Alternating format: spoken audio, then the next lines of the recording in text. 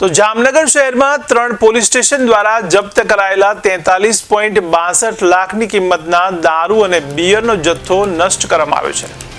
તો સિટી એ division, C division અને બેડી marine police station દ્વારા કબજે કરવામાં આવેલા જથ્થાનો નાશ સિવિલ એરપોર્ટ નજીકની સરકારી જમીન પર કરવામાં આવ્યો. ત્યારે પ્રાંત અધિકારી પીબી પરમારની દેખરેખમાં સવારે 10 વાગે આ કાર્યવાહી હાથ ધરવામાં આવી હતી. તો નશાબંધી શાખાના અધિકારીઓ અને 3 પોલીસ સ્ટેશનના સ્ટાફની હાજરીમાં આ જથ્થાનો નાશ કરવામાં આવ્યો હતો.